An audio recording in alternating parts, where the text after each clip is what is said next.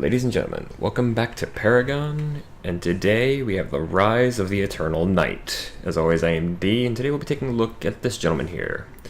This is Greystone, one of the starter heroes, basically. He's a very reliable tank, and you'll see why I call him the Eternal Knight in just a second once we get into his abilities, but his role is usually going to be in the off lane. He is a melee, but he does have some good skills to keep him in the fight.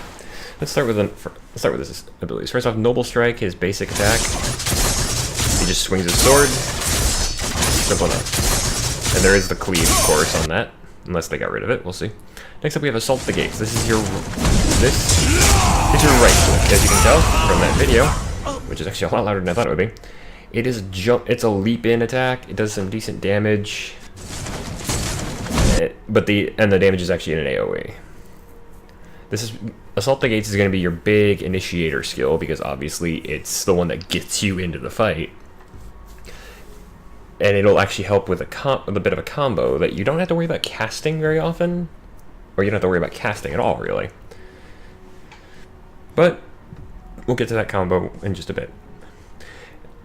You want to take 1 point in Assault the Gates early and probably leave it there until you get your other skills going. I'm going to be taking it probably at level 2 when we get into the game. Next up, your Q is Make Way. Comes a fiery whirlwind, deals ability damage to an area around him over the course of 5 seconds. This is a damage over time, so it's not going to do a huge amount each second. But it is great for helping you clear waves. It's also great because one of the combos you can do is you use Assault the Gates to get into the middle of the enemy team, and then use Make Way. That way you can get in, do some damage to everybody, start drawing aggro on yourself like you're supposed to as a tank. Next up, Deflect. This is a passive skill. Every 6 seconds, you gain an effect that allows you to deflect the next instance of incoming basic damage, and the cooldown does go down each level. Now, when it says basic damage, this is basic attacks only. So this will not protect you from abilities, this will not protect you from any AoE. This is just going to protect you from somebody taking their basic attack and trying to hit you with it. That's it. I'm going to take Deflect at level 1 because that is a great skill to have when you're a solo laner. And finally, your ultimate. This is why I refer to Greystone as the Eternal Knight. Reforged. When you die, you have a passive effect. When you die, you turn to stone. Enemies around you have quite a bit of a slow, depending on how close they are to you. After a short time, like I said, you heal 40% of your max health, and come back to life and deal some damage in an AoE. This is also part of the combo with Assault the Gates. You Assault the Gates, Make Way, and then you just stand in the middle of the enemy team and let them wail on you. Because if they kill you, you're coming back. And with the build I'm going to be showing you guys, 40% is actually quite a bit of health. But first off, I want to tell you one last thing about Reforged. You don't have to monitor its cooldown as closely as you do other ultimates for one very simple reason. Greystone here actually has a very simple tell that his ultimate is ready. Namely, if you look at this skull on his back, if you see the skull, the eyes, these holes up here, and along the horns will have a golden glow. Let me show you. Let's take a look at Deflect. You see how the horns in this little video are glowing along with the rest of the skull? That is a sign that Reforged is ready to cast. So if you're paying attention to Greystone, if you're paying attention to your character or to the enemy if they have a Greystone, look at the skull once he hits level 5. That will tell you that Reforged is ready to be used. Well folks, that is a quick rundown of the abilities. Because of something I found earlier, I'm actually going to be going a little more in-depth with the deck, because the deck I'm going to be using is not the main tank deck that I use for somebody like Sevarog. You can actually have more than I had 7 deck slots, I'm up to 10 now, because I managed to buy a couple more. Anyway, don't go anywhere. We'll be right back with the deck for Greystone. And we are back, ladies and gentlemen. Now, like I said, this is the deck for Greystone as... Let's see. It doesn't unfortunately list the name here, but this is a deck I call Super Tank, because the entire point of it is to keep yourself and also eventually your allies alive. It does have some common similarities with the regular tank deck that I use for somebody like Sevarog. The key difference, though, is that this is not a growth chaos deck. This is a growth order deck. So it's a white and green. So we'll start with the cards, because there's actually some interesting ones, I think. First off, you have Armored Footman. You can pick this up at level 1, depending on what you think you're going to be facing. Lucky Block, just a passive, a 1 in 5 chance to reduce basic damage taken by 50. This is absurdly useful. 1 out of every 5 attacks should have a lot of its damage neutered in the early game. Don't expect this to save you, and especially don't expect this to be super useful later on in the game, because if somebody's hitting you for 390 damage, 50 damage is not going to save your not really going to save your hide. You also have Coin Master. Again, this is just to help you get farm going in the early game. 8 bonus gold every 10 seconds, increased to 16 while out of combat. This can get you your cards very quickly. We've talked about this before. It's in the main tank deck. So is Exoskeleton. Except that Exoskeleton has actually changed quite a bit. After you take damage, you gain 30 health back over 3 seconds. Living Armor, not as useful as it was when it was just when it was damage reduction, but Exoskeleton can be useful still. Next up, we're getting into the more expensive stuff. We have Green Spring, 20 basic armor, regenerative rest, 8.4 health regen while out of combat. Tanks are supposed to be in combat, but there's going to be downtime, of course, and if you survive the combat, Green Spring will get you back in the fight a lot quicker. Next up, Growth Totem. We've talked about this before. Passive of Grow, 0.75 power and 20 max health every minute with no limit. And the Cultivate means that the gold cost goes down by 500 each time you purchase a stat point. With the way this deck goes, you're going to be purchasing stat points. This is going to get cheap pretty quickly. Get Growth Totem and keep it for pretty much the whole game once you can. I mean, once you get 9 points, it's free. Next up, we get into the first order card, the flag, or actually the second one, I'm sorry, because Armored Footman. We get the Flag Bearer. This is a 7-cost agility card, but it's going to be useful. Gives you some really good attack speed at 29. And nearby ally minions gain 150 max health and 10% move speed. It doesn't stack, but this is for a solo laner, because you also have minions buff me. It's a passive, you gain 25 basic damage while near an ally minion. So while you're pushing with an ally with a minion wave, Flag Bearer means you are a lot stronger, your minions are a lot stronger. Once you get a hold of this is going to be your mid to late game card, because you want to use this to push in and do some damage. Next up, we have Vital Waters. 265 maximum health, 6.6 health regen, and amplified healing. All of your healing effects cast and received by you go up by 10%. So if you were going to get 100 health, you get 110 health. I keep trying to say percent. Vital Waters is again this is a mid-game only card, really, because eventually you're going to need something better, and that's where the rest of the deck comes in. Vital Waters is still very good, though, to use. Next up, Thunder Cleaver. This is if you have to be a more aggressive tank, and with Greystone, that's entirely possible. You get 17 power and 22 basic armor from this one. Improved Cleave, increases cleave damage by 50%. This is only for melee, so instead of doing, I think it's about 1/3 of the damage, you're going to be doing probably about 48 to 50% damage with the cleave. That's if my math is right. If anybody knows math better, that math better, please correct me. I don't have a problem with that. You also have the Whirlwind ability, 125 basic attack damage to nearby units. This is meant to supplement Make Way. It is not meant to replace it. Use them at the same time to do quite a bit of damage. The enemy will be a bit surprised. Next up, Song of the Sentinel. This is the only 3 stat card in the deck, and this will be the last thing you pick up if you get it at all. Simply because those 3 energy, the 3 intellect points, you're not going to get too many of those with this deck. But 290 max health, 170 max mana. Nearby ally heroes gain 22 attack speed and 18 basic armor, and it doesn't stack with other Song of the Sentinel cards. Get this once your team starts grouping up a lot, starts going into fight, because this will help your carry, this will help your entire team.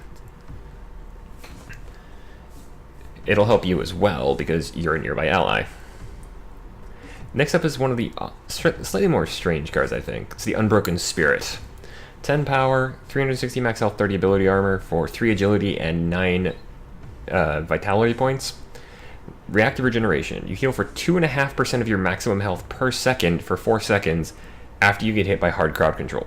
So as soon as you get hit by a stun, a root, anything that is considered hard crowd control will heal you 10% of your maximum health over 4 seconds. And this can stack. So if you get chain stunned, Unbroken Spirit will keep you in the fight, hopefully long enough to get out and maybe even turn it around. Next up are the 2 super expensive cards. Both are 13 stat points. One is at Vitality, one is in Agility. Both of them are from Order, even. First off is the Godmother Vigilant. We talked about this one a little before. 15 power, 300 max health, 190 max mana. Gives you 10%. As soon as you buy it, gives you 10% maximum health increase. But it also has the Elevate passive of the Order set.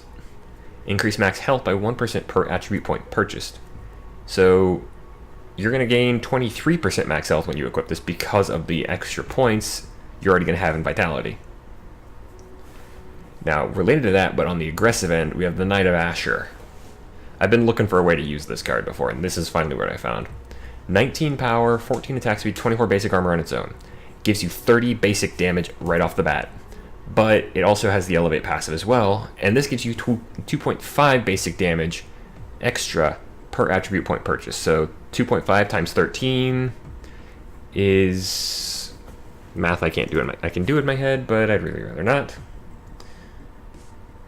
Although I think it's going to be somewhere on the order of 32.5 is what I want to say. Give me one moment. Yeah, 32.5, I was right. So the Knight of Asher, if your team needs the damage, or if you just have the stat points, what you'd probably want to end up with is something like Godmother Vigilant, Knight of Asher, and Growth Totem. Because those 3 cards together will basically make you incredibly difficult to deal with. Alright folks, let's go ahead and move on to the gem selection, because there are 6 gems, like there has to be, because you have a maximum and a minimum of 6 gems in a deck. First off, the only agility gem in the entire deck is the Auto Health Potion. 4.9 health regen for 15 seconds when you fall below 50% max health. Simple enough. This is just meant to help you stay in the fight, stay alive longer. Related to that, we have the Auto Mana Potion. 1.5 mana regen for 15 seconds when you fall below 40% max mana. Again, just trying to keep you in lane, doing damage, and staying alive. Next up, we have 4 Vitality gems. First off, we have Healing Towers. This is the level 1 gem. 1.4 health regen and 2.5% mana regen while near structures. As a tank, you want to be in close, so you want to be near your towers to defend them, or near the enemy towers to push them. Healing Towers is a great gem for that kind of situation. That's why it's here. You can pick this up first, and that'll open up 3 of your cards right there. Next up, damage reduction. Simple enough, just reduces damage you take, basic damage you take by 6.1%. This is a slot 7 gem. So that 6.1% damage reduction from basic attacks is very good. Also, looking through my gem collection, there are variations of gems. Some are going to be the exact same name, but they're going to be more powerful. So keep an eye on that. You might have a stronger version of this. Use that instead. Damage return. 2.2 health regen, return 10% of basic damage taken. This is a 13 slot gem, so this is the 3rd slot in the Vitality section. Gives you some decent health, not decent, but some good health regen, and the ability to ignore 10% of the basic damage you take because it's going straight back at the enemy. This is just something you want because you're a tank, you're supposed to be getting hit a lot. And then the final big gem for this deck, the Armor Aura. 36.8 max mana, 2.2 health regen. I chose this one because of the stat line of those two, but also because of the Armor Aura itself. Enemy heroes lose 12 basic armor, your nearby allies gain 12 basic armor. So this is just to help you keep your teammates alive, help kill your enemies faster. That's what this Armor Aura is all about. Alright folks, that has been a decent rundown of the deck. we've also looked at Greystone himself. So I'll see you on the other side with the match. Don't go anywhere. Okay, before we get into the actual game, I'm going to show you this real quick. This is the new pick screen. You actually select a role, and then it tells you who in that area to pick. You can also just do all heroes, which is actually what I'm going to do here. And then we pick Greystone. Alright, I'm going to go ahead and lock in real quick.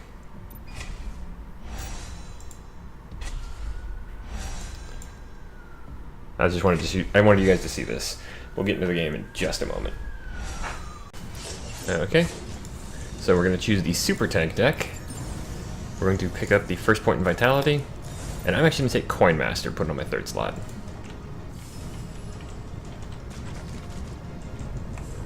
Okay, first off, I want to go in, choose Deflect for my passive. You can tell when Deflect is active because your shield will have that little sparkle swirl on it. Now, the game has actually switched up a little bit, and the solo lane is now the right lane. At least for Dusk. If you're on Dawn, the solo lane is the left lane.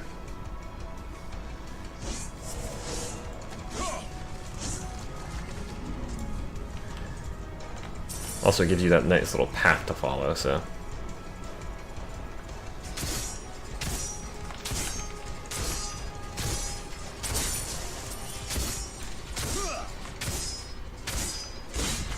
Here, I'm just going to be farming up. I am facing a Fang Mao. Well, like I said in one of the recent videos, if you notice a little red when a minion's health bar turns red, that is a good time to hit because that means you are basically guaranteed to get the last hit. It does make last hitting in this game a heck of a lot easier. Alright, next up we're going to take Assault the Gates second. I'm also going to go ahead and spend the point on agility to get myself that auto health potion I need. At this point, Fang Mao basically cannot stand and fight me. Partly because of how I'm built, but also because of how he is built. At level 3, we're going to take Make Way, and now we have our combo. Or we have one of the initiation combos. Namely, we have Assault the Gates and Make Way. Alright, here I'm going to on my third point, I'm going to put it into Intelligence, and I'm just going to leave Intelligence at 1 for right now, so that I can actually have that auto mana potion, but also so that I can be ready later on. Now, one thing to note about Assault the Gates is I don't have to target it. It's not like excuse me. It's not like the leap in skill for Chimera.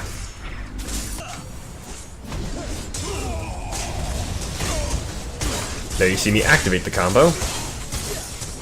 Unfortunately, I am going to have to run because Fang Mao is strong enough now, or at least because of Severog coming in, I could not completely fight. If he pushes me back to the tower, though, I can actually do just fine. Alright, Chimera's coming in to help me. We're going to upgrade Deflect to level 2. So now it deflects 1 basic attack every 5 seconds. There's Chimera, but I have no health. I'm still going to initiate because I'm Greystone and this is what I do. And now I'm going to start putting more of my points into Vitality. Fang Mao and I are both pretty badly injured here, but neither of us is going to recall because one thing about being the solo lane in this game that's pretty similar to being a solo laner in other games like this, you need to stay in lane as long as you can. Now this has also changed. It gives you some health regen if you kill it while it's green. You can still get the gold camp. Alright, here at level 5, I'm actually going to I have picked up Reforged, so now I have my quick immortality. I'm going to once again put a point into Vitality to get myself up higher. Fang Mao has now run, and you see how much that health orb actually heals you. So I'm going to go ahead and take it again. So that actually gives me, I've currently got just under 20 health regen per second. Which, if you think about it, at level 5, that's absurd. That's insanely good. Alright, now here at level 6, I'm going to put a point into deflect, so that every 4 seconds, I deflect a basic attack. So the longer fights go on now, the more often I'm going to be just ignoring my enemies swinging at me. What I'm doing here is dangerous and stupid. I'm not actually going to waste my ultimate here if I can avoid it. I am going to try and get some experience, though.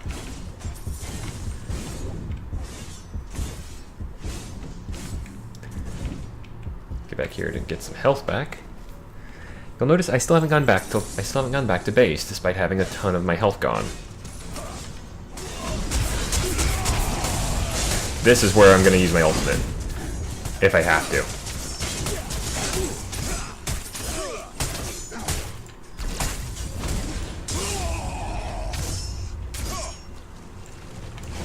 This was dumb. Luckily, you see me immune, and that's actually what that looks like. Although that does actually open up the possibility of my minions pushing in on this tower pretty heavily. Once this tower falls, I will go back, because by that point I will have enough money to be able to use it, or to be able to get some good stuff. I've taken out a tier 1. If you can push down a tier 1 like this at less than 10 minutes as Greystone, you're on a great track. So now I'm going to go ahead and head back and pick up my next card. Take yourself less seriously, Greystone. You'll live longer. Okay, I'm going to take Exoskeleton. I'm also going to take Armored Footman here. I could take Green Spring, but actually, yes I am. I'm going to switch Green Spring out for Exoskeleton. So that while I'm out of combat, Green Spring will be active. My tower is about to fall, but that does mean I don't have my health regen here, but I'm going to go ahead and put a second point to make way. And activate it. Unfortunately, Fangmao does do more damage than I do. And he's also got a shield that he can use a lot more often than I can. If he's smart, what he'll do is he'll head left, but he's not going to, luckily for me. I'm going to head left and pick up this health regen.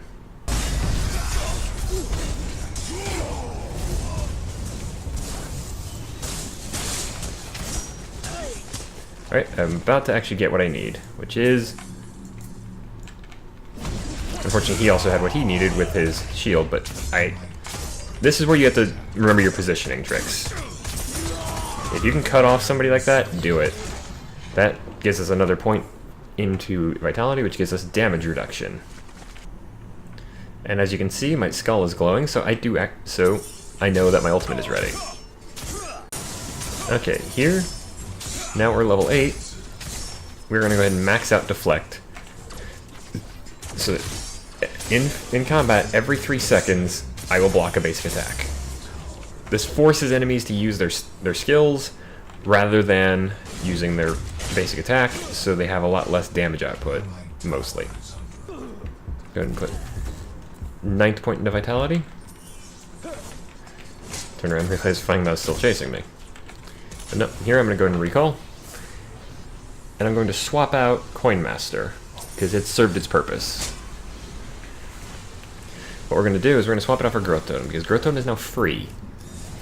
So now every minute I'm going to get stronger. That is going to be very difficult for the opponents to deal with. What I'm going to be aiming for next is probably going to be Vital Waters, so that I've got some better, and I'm going to probably be ditching Armored Footman. As you can see like that, I have a ton of buffs on the left side now. Remember that the faster you can pick up Growth Totem, the stronger you'll get with it. Alright, level 9 of course, we're going to pick up level 2 of Reforged. Reforged it will never give you more than 40% health. That is one thing to note about it. it will see always heals you for 40% max health, but what it does do is increase the damage that your return does.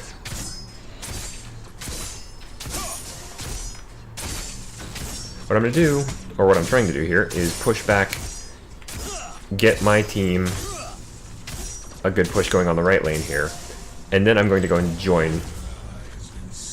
I'm going to go and join the fights, because I need to be in there as the tank.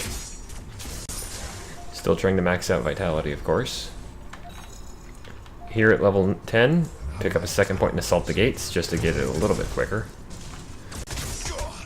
Now what I'm doing here with the jungling, you can actually jungle as Greystone. I don't personally. Here you see me and Feng Mao just trading blows. He's got me a little bit beat with that numbing rogue card he's got, but and the fact that Moragesh is now here to help him. But I can initiate on her. She is much weaker than me. And I don't just mean in terms of level. This is going to be me running for my life from Sevarog, because I don't want to feed him another stack. Or actually another few stacks. Now what I'm going to do is I'm going to replace Green Spring with Vital Waters. As I said though, you can already see Growth Totem is starting to stack up massively. I'm at 4 stacks of it already. As I mentioned, I'm trying to get a strong push going on the right lane. Ideally what you want at this point is to get a good strong push going by killing the enemy tank. So what I'm trying to do is get over there and kill Feng Mao. Problem is, he is actually playing quite smart. As you know, I do play this against AI, but I do play this against a high-level AI. Alright, here at level 11, put another point, the third point, of course, into Make Way. And put another point into Vitality, which means I've now got the damage return. The one big issue with playing Greystone, as you might have noticed, is I don't have a lot of crowd control outside of my ultimate.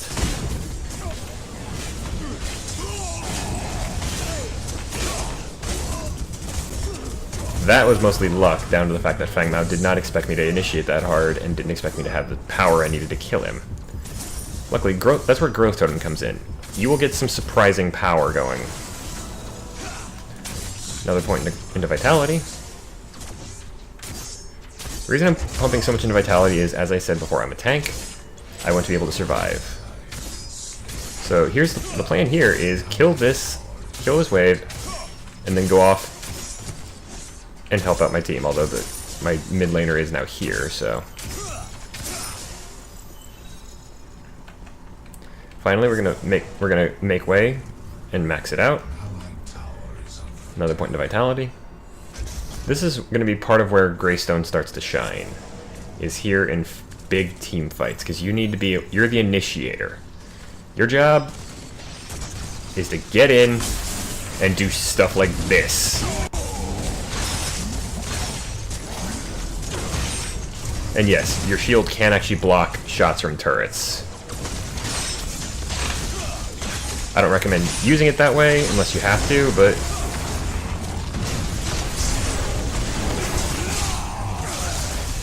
yeah, this is what I meant about Greystone being a great. He's an initiator. I'm dead, but luckily I do actually have the ability to come right back. So,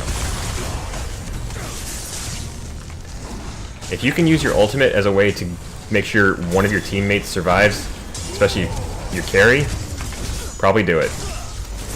We max out Reforged here, so now we're getting pretty far ahead.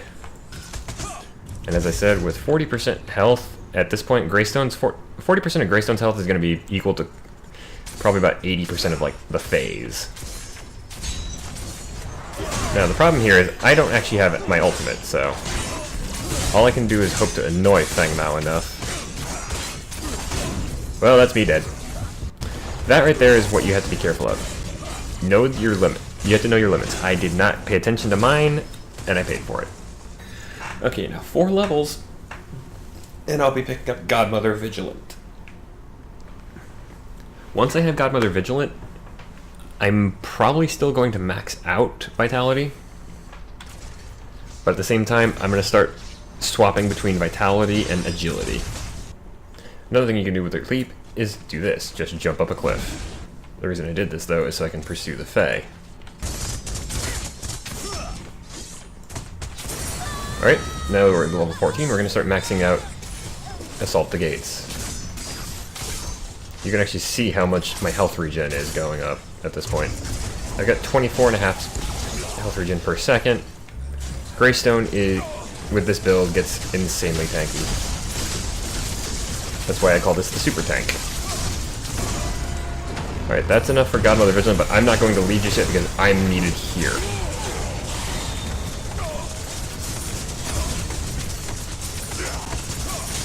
Which I am taking a ton of damage, mostly from Murdoch.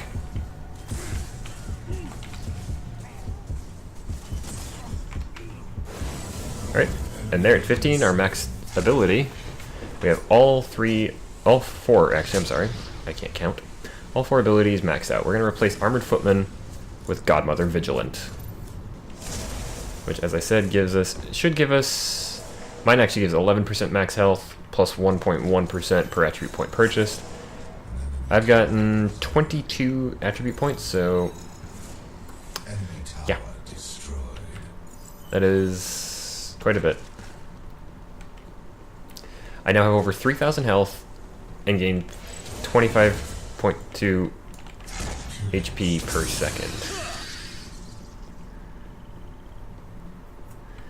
My Grim.exe is in trouble. This is what a tank also needs to do. Stand between your carry and the enemy. And now, like I said, what I'm going to do is I'm going to start swapping between agility and vitality. I just put my next point to agility. If this game goes long enough, I will be picking up the Knight of Asher. Hey, thanks, Severog, I needed that.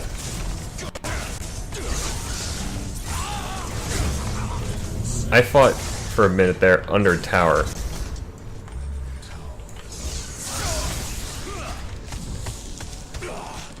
And I'm still at about... I'm still a little under half health, so... This tells you what this build does, right? Just better than anything I can say. With how quickly I got a hold of Growth Totem, I'm at 14 stacks. I've had this Growth Totem going more than half this match. I don't yet have enough points to get any of my agility cards, but luckily I've got the Shield of Zetchin ready. Okay, that right there you just saw was Murdoch's ultimate. There's 4 points now in agility. Still not enough to get any new cards, but take off Vital Waters, we're going to pick up Unbroken Spirit. It does lower my healing quite a bit, but it does also mean that I will heal, because they have stuns, they have roots, they have a lot of good, hard crowd control, which, again, that's what Unbroken Spirit is meant to counter. Luckily, that root is actually exactly what I wanted. I don't know if that one counts as hard crowd control, but I'm trying to get to where I can do this. You're not going to win this one, Severog. Okay.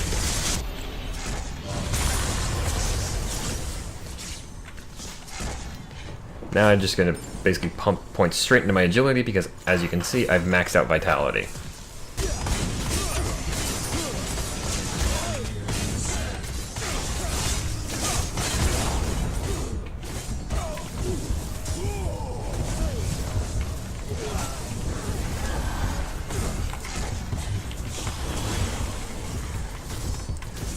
What you just saw there with the fight with Feng Mao, and then into the kill on Moragash, that is just how effective Greystone can be at what he does. As I said, he is a tank, and your big job is to be a distraction. Get in and hurt the enemy. You can also see my max health is now over 4,000.